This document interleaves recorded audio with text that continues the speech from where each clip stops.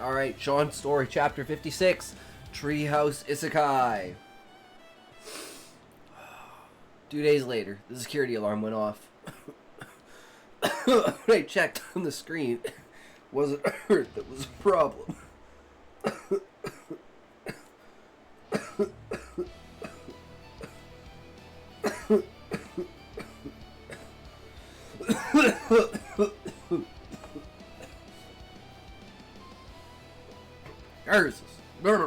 Alright. But Guyana. Looks like our carpenter friend has paid us an unexpected visit. Cora spoke out. Gemma, haven't seen her in months. Oh, Jesus.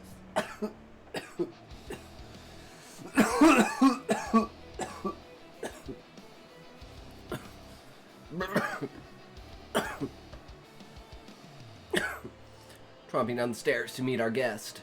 It was clear that more than just her visiting was happening. We're getting to the end of the weed. It is getting fucking hard.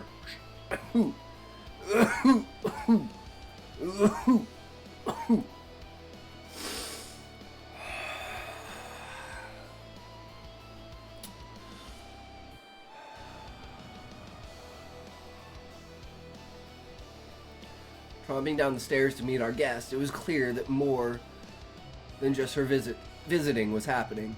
That's a large lump under that tarp, I quipped. Yeah, I figured that one crib wasn't gonna be enough. She pulled the canvas tarp off the load. Really a huge stack of 6-10 compartment cribs. I've got another one. God, I'm dying.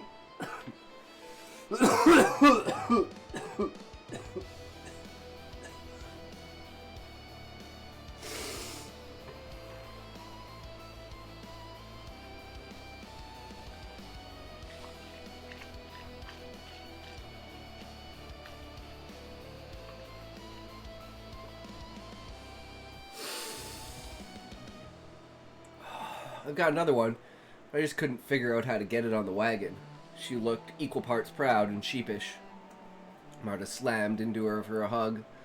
And I just laughed. I then counted out a silver coin for each crib here and proffered the money. I really appreciate it, clearly. I'm gonna need them. She held up her hands. You didn't commission them, and I was hoping for maybe you might consider adding my children into one of them cribs. I know it's a silly thought, it's just, please, good sir, retain your lungs inside your body, good sir. It is not wise to cough up your lungs in such a way as this. It's very true, Sean. It's been a while since I've had like a bad coughing fit.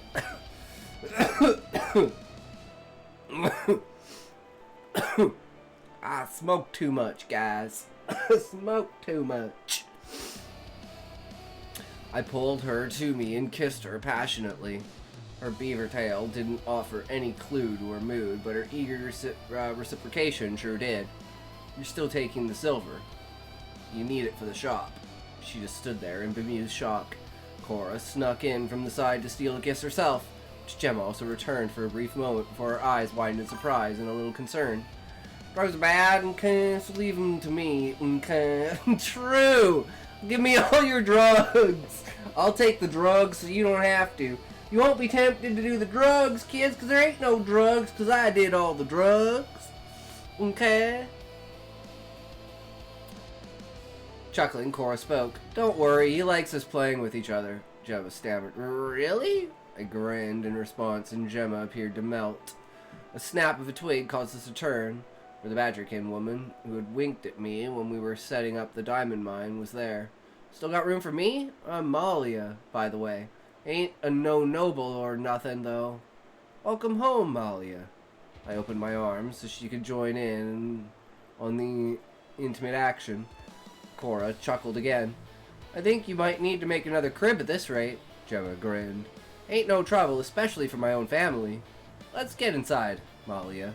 Please, don't tell me you ran off from the mine without notice.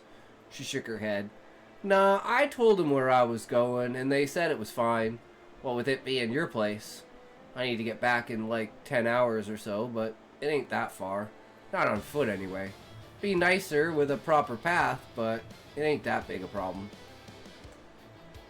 About an hour later, after my new wives had some fun, we sat around the table enjoying a light meal. The alarm went off again, and this time, it was on Earth. A rugged-looking man on a Harley was looking around in disgust. Stupid bitch came up here, huh? Cops say she's dead, but I don't buy it. She can't hide from me. That was all I needed to know who this prick was. Anyone have one of those energy weapons? I want that bastard knocked out without warning. Rana grabbed something from her side and then moved to the balcony on the Earth side. She leapt from the platform, her wings splayed out to catch the wind, allowing her to glide down. The noise caught the man's attention. His eyes caught the movement in the sky and widened in shock just as a flash of light hit him squarely. He collapsed without so much as a second's hesitation. I lowered the steps so we could all get at the man who had arrived on our doorstep. What now? Asked Rana, looking at the man with menace. Strip the filth, then call the matriarch. We need some Varisi to take charge of him permanently. But I also want a med tech. They need to know exactly what kind of filth this is, because we're going to torture him to within an inch of his life, only to undo all the damage and do it all over again, repairing the damage after that. Only after the second round will he be turned over to the Varisi as a breeding slave. I hate slavery, but only that will truly let this thing know how badly he fucked up. A sadistic grin crossed every woman's face except for Gemma and Malia. What makes you hate this man so much? Asked Malia. He got my only human wife pregnant. Only instead of being happy, he demanded she kill the baby. When she refused, he tried to kill her, and has been chasing her ever since. She became my wife after she came here seeking help from my sister Mary. This is beyond unforgivable. We won't kill him, but he'll wish we would before his life of slavery begins. Hank had overheard and commented, Dude, you're being nice. I don't think I could prevent myself from ripping that fucker apart. Believe me, I'm using every bit of restraint I have not to do that. His disappearance is the best option. Then we can truly be truthful when we say, as far as we know, he's alive, and that he isn't here. I'll contact the matriarch. I'm sure that the medevac frame line will be dispatched within a minute, with proper instructions. Wiley ran upstairs. Rana grabbed the man and hauled him along the ground through the trees and onto Tellus. We can deal with him here. No blood on the Earth side. We had barely managed to arrive on the Tellus side when the sound of a frame line was heard in the distance. Verona isn't wasting any time. Sure enough, the symbol I had come to recognize as the medvac symbol was clear on the edge of the frame line, as it slowing to land. Out of the craft came not only the medical officer I knew, but also the Varisi pilot that I had met previously. You caught any of those Voldroks? She asked hopefully. Sure, you can help yourself, but that might be more interesting to you, since you're taking him with you when you leave. I pointed to the man on the ground. He's going to be a Varisi breeding slave. If there are any other races that have difficulty finding a male because of the difference in appearance, such as if they have bodies like snakes, they might also indulge. How do you intend to torture this person? The medical officer asked, clearly upset at her instructions. Ugh.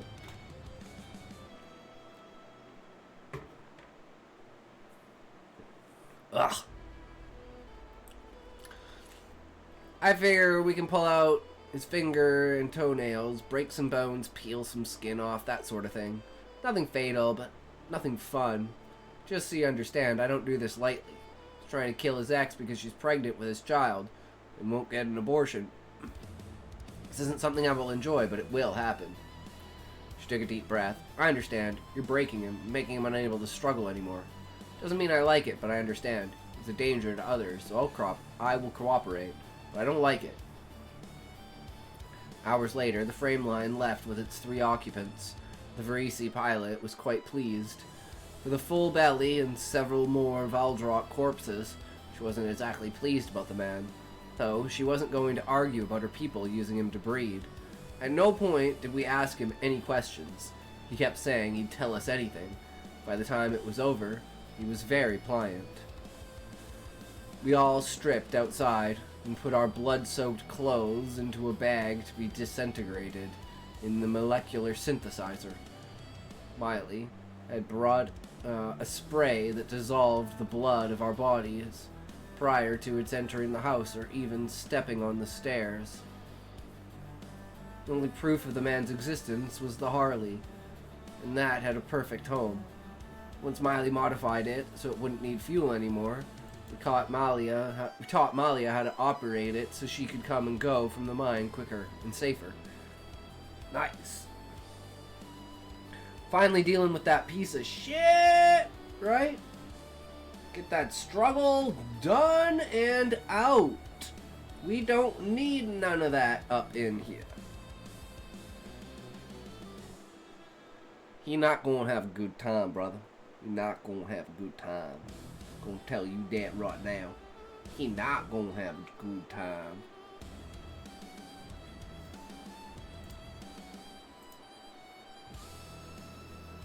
But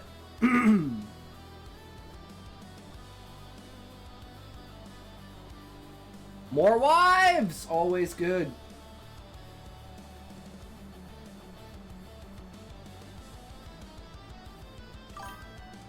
Not sure exactly what horrors he's going to breed, but yeah, you're not gonna have fun. Death by Snoo Snoo.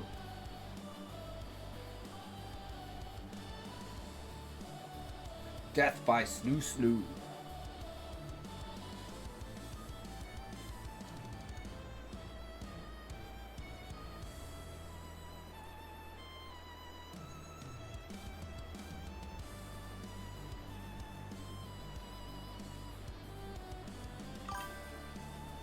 Worse, we're thinking death before Snoo Snoo and living through it.